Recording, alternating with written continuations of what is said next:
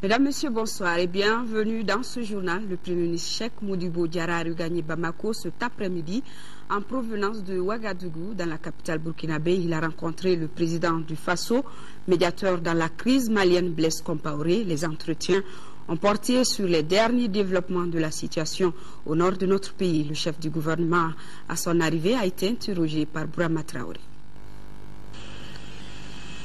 J'avoue que j'ai été très satisfait de cette rencontre. Il semble qu'il y a de plus en plus de convergence vers le point où nous pourrons considérer qu'il y a l'ouverture d'un canal de discussion, de dialogue entre les MNLA, les gens de Assardine qui ne sont pas des extrémistes et le gouvernement malien. C'est-à-dire pour pouvoir faciliter un dialogue direct entre nous Maliens.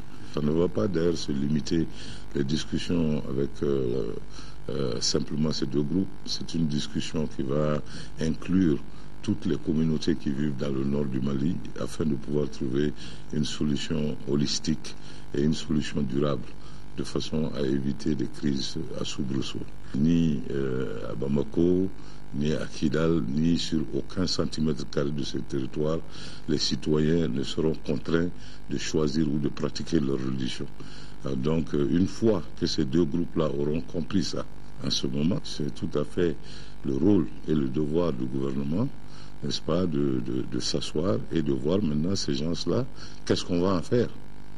Parmi eux, il y en a qui ont commis des exactions, il y a la loi qui est là, d'autres ont commis même des crimes contre l'humanité en détruisant des mausolées, d'autres ont commis tout ça. Bon, ça va se régler, mais aussi, il y a aussi le problème de savoir qu'est-ce qui est à la base de cette rébellion.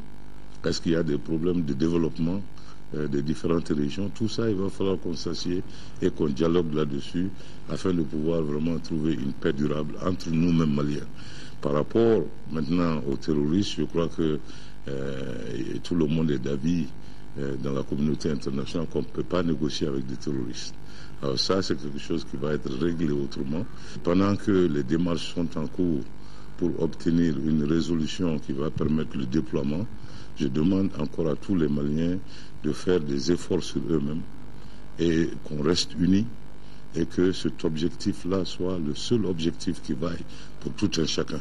Qu'on mette de côté tout ce que nous avons comme exigence du moment pour nous concentrer sur ça.